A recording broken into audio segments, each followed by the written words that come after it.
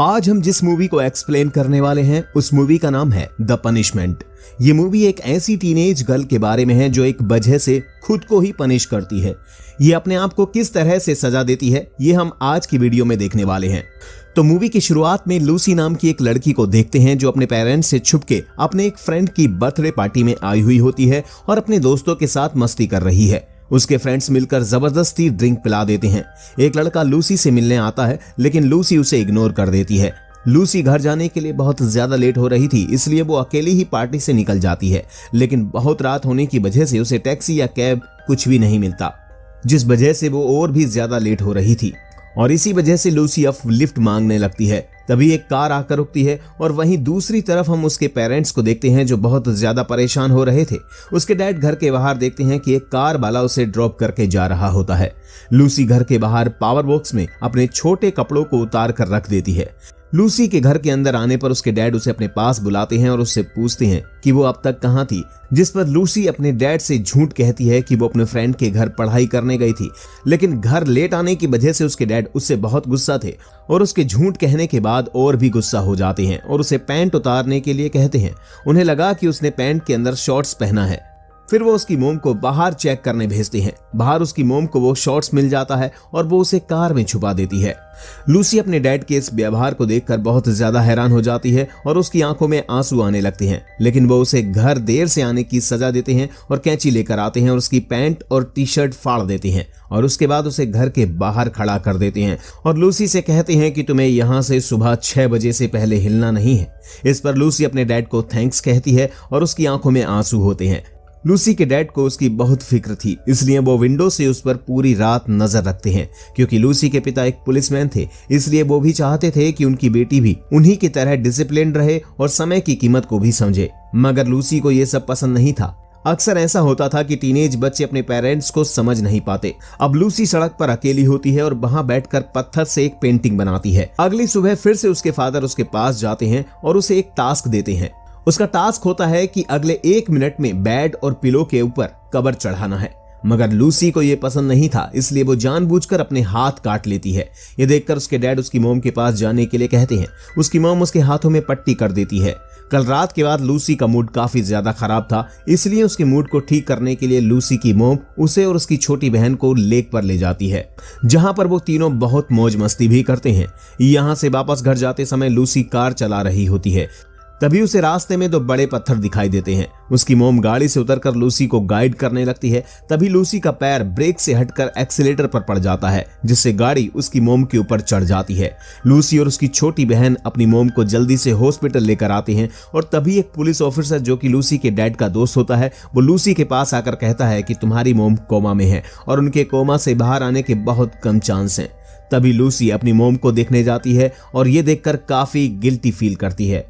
Lucy की मोम के कोमा में जाने की वजह से उसके डैड काफी ज्यादा दुखी थे और वो दोनों बहनों का ख्याल रखने के लिए वो उन्हें उनकी दीदी के घर भेज देते हैं। लूसी अपनी बहन को संभालती है और उसका अच्छी तरह से ख्याल भी रखती है, पर फिर भी उसकी मोम का एक्सीडेंट उसकी वजह से हुआ था इसलिए वो गिल्ट में जी रही थी।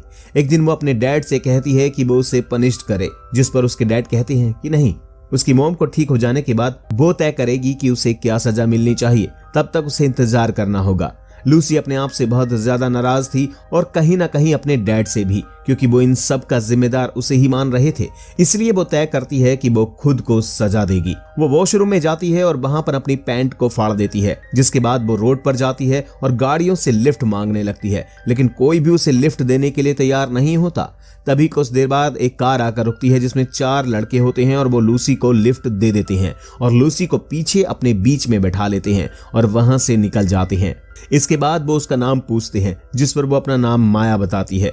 इसके बाद वो अंताक्षरी खेलते हैं जिसमें वो एक शब्द बोलते हैं जिस पर उन्हें एक गाना सुनाना होता है।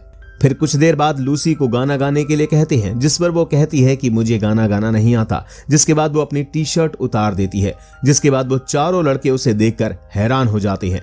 उसमें से एक लड़का जो उसकी बगल में बैठा था वो लूसी के प्राइवेट अंगों को छूने लगता है और तभी लूसी को उल्टी हो जाती है। जिसके बाद वो सभी लूसी को जल्दी से अपनी गाड़ी से उतार देते हैं और उसे अकेला छोड़कर वहां से चले जाते हैं। इसके बाद लूसी इस सुनसान सड़क पर अकेली होती है और तभी उसकी छोटी बहन का फोन आता है। वो लूसी से पूछती है कि तुम कहाँ हो, लेकिन लूसी उसे कुछ नहीं बताती और वो कहती है कि जब मॉम को होश आएगा तब मैं वापस आ जाऊंगी।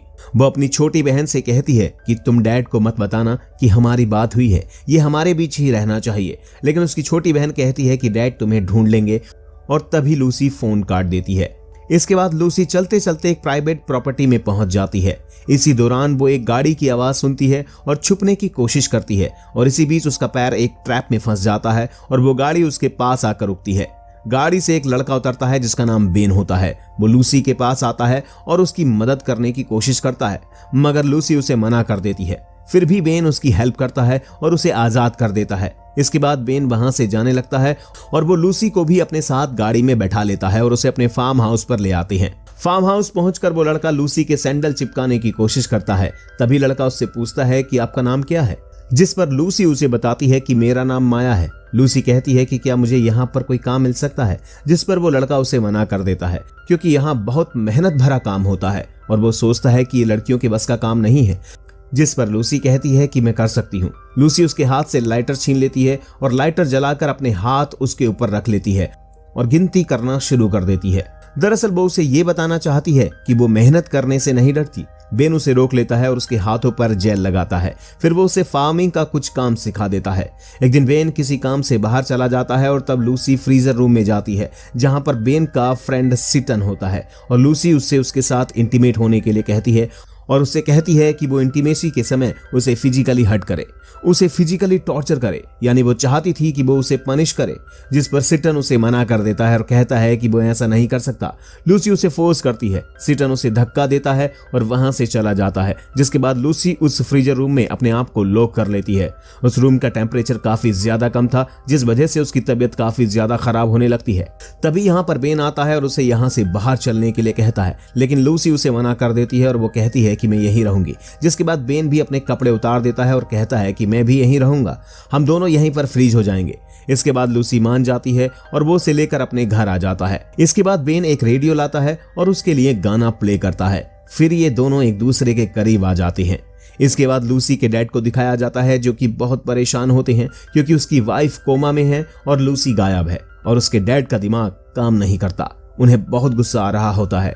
इसके बाद बेन और लूसी बात कर रहे होते हैं और बेन बताता है कि उसके ग्रैंडपा आर्मी में थे और उन लोगों का लूसी के डैड के साथ कनेक्शन भी है। ये सब जानने के बाद लूसी यहाँ नहीं रुक सकती, वरना उसके डैड उसे ढूंढ लेंगे। इसलिए वो सुबह होने से पहले बेन को बिना बताए निकल जाती है। लूसी के डैड को उसकी छोटी बहन से पता चलता है कि लूसी खुद को पनिशमेंट देने के लिए निकली है। तब उसके डैड अपनी बेटी को ढूंढने के लिए निकलते हैं।